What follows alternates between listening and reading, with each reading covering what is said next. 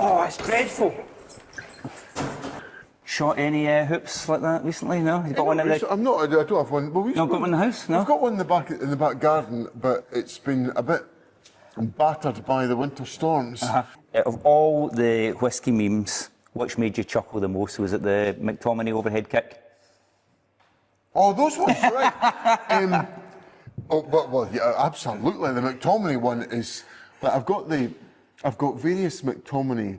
I've got up in my wall in my study in Butte House. I've got the 4 goals and this kind of graphic. I've got a front page from the National, and I've also got this the full Herald front page with the printing plate for the front page, which the Herald gave to me, of the McTominay overhead. So that is the most precious, and also I think the most realistic of what I could possibly contribute. Do you think it was great, just the fact that it was you with your glasses on, that overhead kick? Well, how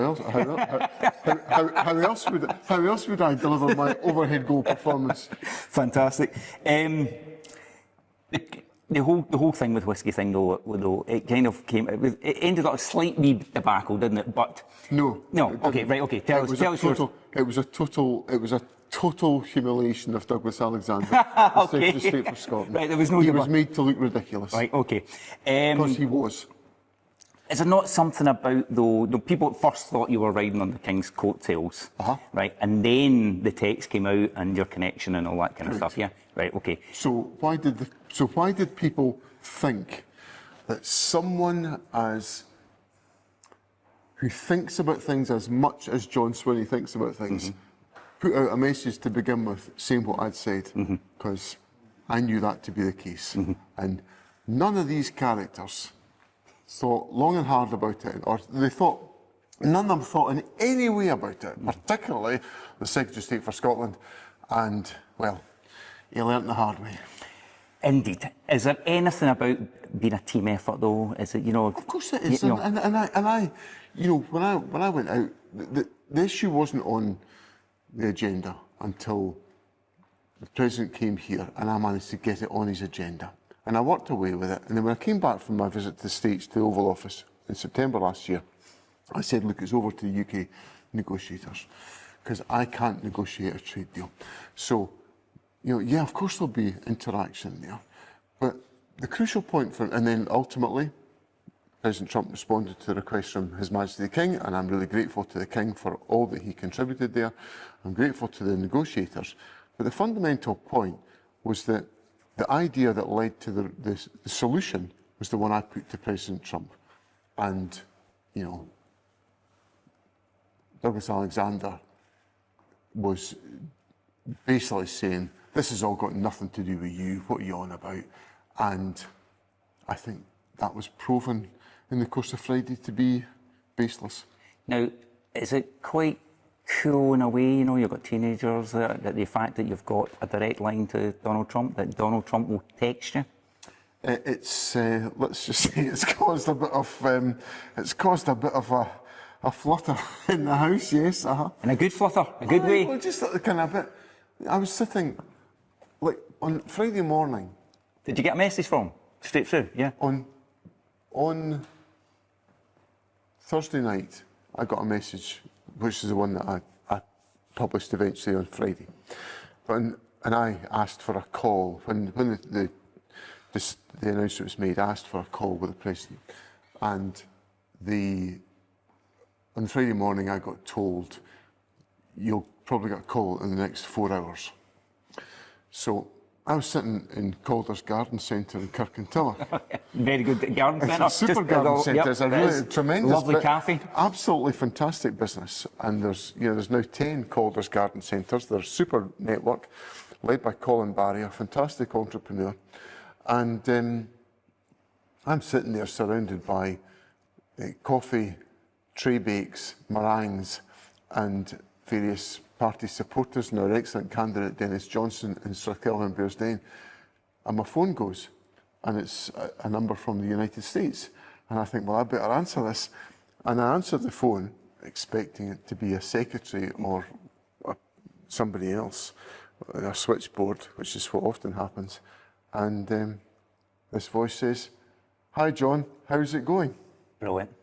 And I then decided to leave the tray bakes and the meringues, and I went to a private space so I could have the coffee. John, did you do the, excuse me, everyone? What? Oh, I just the said, president's on the phone. I'd said, look, I might get a phone call and I might have to go, and then I had to go. And do you know, one-on-one like that, decent guy to deal with? well, I've had a number of conversations with President Trump. He phoned me a week on Monday before the announcement on the tariffs. I was sitting having a cup of tea in our candidate's house in Hannah Mary Goodlad's living room in Shetland, overlooking this fantastic view over the Vaux in Shetland. It was a beautiful evening. And I was just in there for about 20 minutes to get a cup of coffee before I went to get the plane to come home. And I got a phone call to say, "President of the United States wants to speak to you." So, like 2 minutes later, the call was put through to me. On that occasion, it was put through to me. Yeah. And that was to invite me to go to the White House banquet. And I just, look, I can't come, I've got an election, you know, I can't, you know, nobody would understand if I just nipped off to the US for 3 days during the course of an election campaign. I think that might cost a bit of a problem. So, and he was perfectly understanding, just, you know, I quite understand, yeah, okay, and we'll hear how you get on. That's all I thought. But obviously, he clearly, I assume, wanted me there because I put the idea in his head, and he was going to agree to it, which was nice. Yeah, indeed.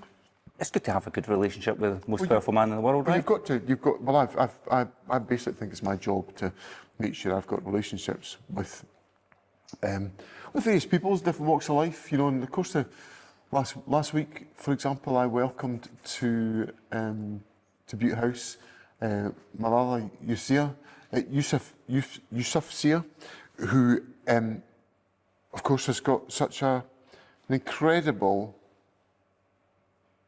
contribution to, you know, the dignity of human life, to education, after a horrific attack by the Taliban, and, you know, courage like you can't conceive of. And she'd asked to sort of attract my support to her campaign in relation to tackling gender apartheid in Afghanistan.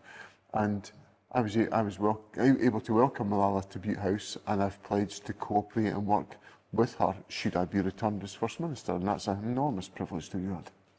Some other names on the campaign trail, you've heard Martin Compston, he always comes out. Did you get any, even privately, any little spoilers about Line of Duty? Did they tell you anything? Did you ask? Oh, yeah, of course I asked. But his lips were sealed, I'm afraid. But it was lovely to have Martin on the campaign trail, and we also, after we had a conversation event, we were at Green at Morton, but we also went to their Gowan Hospice. Oh yes, he's big in that. He's the patron. Yes. And I just thought, well, there is a wonderful example of an individual who's using his influence and his celebrity status to really drive the support for an important part of our society, their Gowan Hospice. And why is he doing that? Because he observed the quality of care and love demonstrated to his uncle when he sadly passed away in their Gowan Hospice. So there's Martin seeing that and thinking, I want to get in behind this, and I thought it was an absolutely beautiful. That's your type of guy, then, eh? Somebody that does something about it, yeah. And inspired by his experience within the community. Brian's been out as well for you, Brian Cox. He's always he comes. Did you? I mean, he seemed to become more and more popular, didn't he? With Succession came along. Were you a big fan of that? Did you? I loved it, and I've seen, you know, so much else of what Brian has produced. I've not. I saw him in the festival play Make It Happen, the story about the demise of the Royal Bank of Scotland, and he played Adam Smith, and he was just, you know, utterly outstanding in that performance. And then I've not managed to see Glenrothan yet, but I'm looking forward to doing that. And also, the Scottish Government did a tie-up with Dolly Parton's Imagination Library. That's a incredible person and what she's done all around the world, right? Exactly, and improving access to opportunities to enhance literacy. Have you ever seen her live? I've not, no. No. That's something special. Yeah. So, coming to the end of this moment, you're almost at the finishing line. How you feel? What's you've been over the course a lot of times now. What's your feeling with this one? I'm very optimistic about it. I think we're in a really good place. You know, when I became First Minister just under 2 years ago, I don't think many people would have believed that the SNP could be in the leading position in the election campaign that we are. Now, I take nothing for granted. I'm simply recounting to you that the pattern of opinion polls puts us in the lead. I've got to turn that into reality on Thursday and to make sure we deliver a majority result, which is what I'm aiming to achieve. So I'm pleased with where we are, delighted with how my party's responded to the challenges that I've given to them, and really appreciative of the warmth of the welcome that I've had around the country. Am I right in thinking, though, that at this stage in your life and career, that perhaps you thought someone else would have been the new broom by then, as opposed to, dare I say it, the man that's been here since '99? And didn't you have a full head of hair when you joined in '99? Or was it beginning to go? I think it was beginning. I think its demise was beginning to happen then. I think, let's just say there was some careful management that was some spinning, protecting some dignity up there, but it soon departed. So yes, bluntly, the answer to your question is yes. I did not expect. If you said to me 3 years ago, you'll be leading the SNP into the 2026 election, I would have said, I don't think that is going to be happening. But I'm here for all sorts of reasons. But I've loved it. But surely, you know, another 5 years, do you not just... I mean, what's Mrs Swinney saying to you? Well, Elizabeth is... I'll come on to Elizabeth in a second, but why do I feel the way that I feel just now? The reason is because I had a year out of frontline politics in 23, 24. So at the ripe old age of 59, I had my gap year. Most people have it when they're 18. I had it when I was 59. And that allowed me to, literally to get rejuvenated. I was mentally and physically exhausted when I stood down as Deputy First Minister in 2023. And I took a year in which I did things at a slightly different pace. I was still busy, but I did different things. And I wasn't going through the kind of, the pressure of frontline politics. It's highly pressurised. So when I had to stand for leadership in 2024, and subsequently I was full of energy because I had that respite and rejuvenation. As for Elizabeth, Elizabeth, when I got home the night that Hamza Yousaf resigned, and I got into the house, I'd been down in London, I hadn't been able to speak to her all day because I was in public places, couldn't have a proper conversation. And I got home about midnight, and normally Elizabeth would be in her bed, sleeping long before I got home at that time. And I got in the bedroom, pitch black, and lay down in my bed thinking, God, what next? And this voice says to me, well, and this conversation ensues, and I we just talked through all that's involved. And she basically, what she said to me was, you know what you've got to do. And it was, the way I would describe it is it's the generosity of your spouse who, she knows me inside out. She knows what I'm thinking. She knows that the SNP was in difficulty and that would affect me very, very, very deeply. And that I was wrestling with what was the right thing to do. And I suppose what she said with that comment was basically liberated me to take a decision without guilt. Yeah, excellent. And I was wrestling with a lot of guilt at that particular moment. John, I'm going to move on to quick-fire questions and I'll let you go. World Cup prediction, it could be for Scotland or who's going to win it in general. What your World Cup prediction? I think that Scotland will win the World Cup. Okay, fair enough. I love your optimism. Last concert you went to? Well, it would be at the Tyree Music Festival last summer. Oh, yeah. In Tyree. So, okay. Over there, I saw Scary Vore was probably the last band I saw there. Last movie you saw? Last movie that I saw, it's a while ago. What did I see? Well, actually, I watched Sweet 16 again after I saw Martin. So, yeah, that's... Okay, Yeah. that's fair enough. Last television series you binged or watched? We had a bit of a... We tend to binge watch on Death in Paradise. Oh, which right. is That's an easy watch. It's then, an is easy it? watch, yeah. Okay, fine. Biggest mistake? Politics, personally, whatever. Can you think of the biggest mistake. something that makes you cringe? Something that makes me cringe.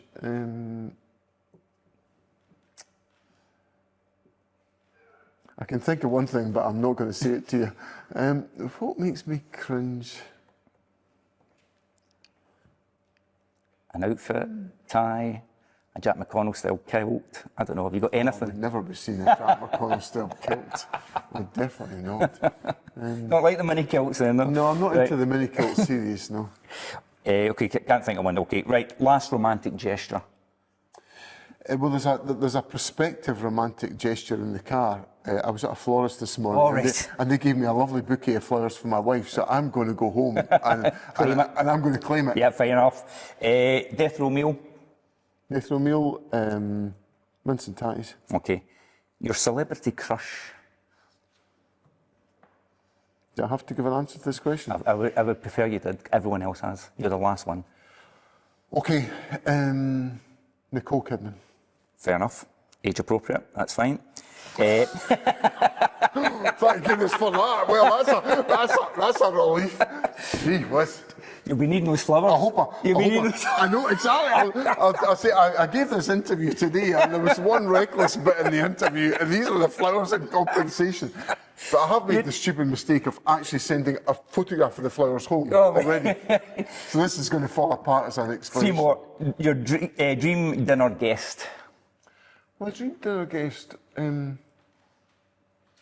I would love to have had a conversation with Nelson Mandela over dinner.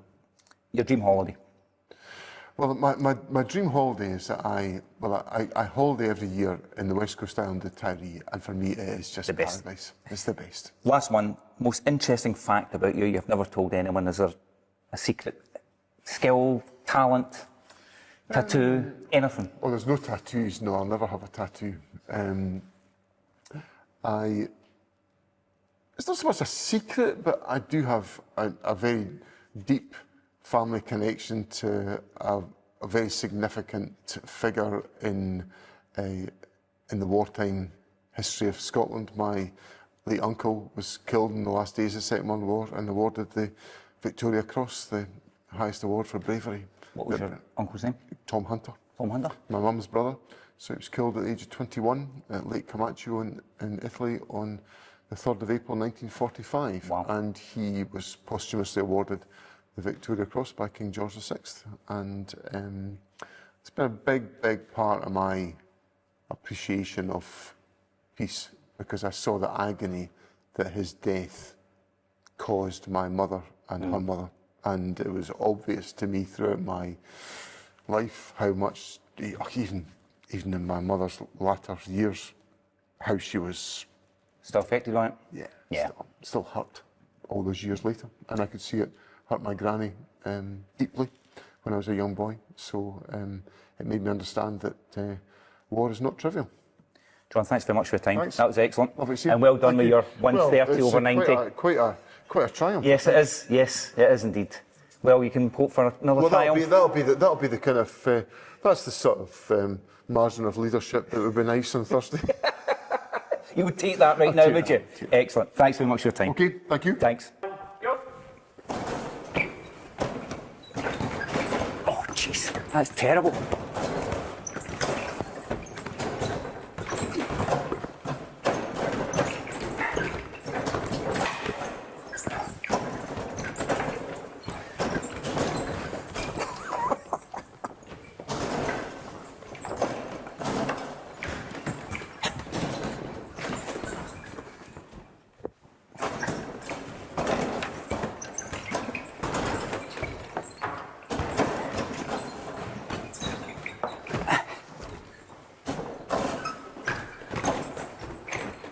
Oh, it's dreadful.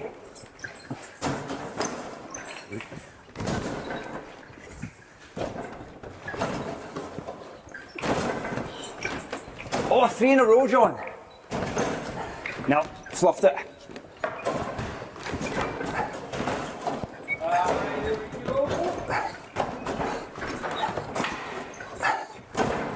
Oh, you knocked mine in. Oh! Right, well done. Thank you. Were you counting? Nope. Was there a machine counting? Absolutely. Well done. Let's see. Oh no! Hang on, that's 130. Is there an independent adjudicator? That is completely and utterly independently adjudicated. There I can't thought I be. did more than that. Well, there you are. You've Yeah, got to. the numbers don't lie. That 3 in a row was just not quite enough for you to tip it over the edge. Cool hand, Swinney. Exactly.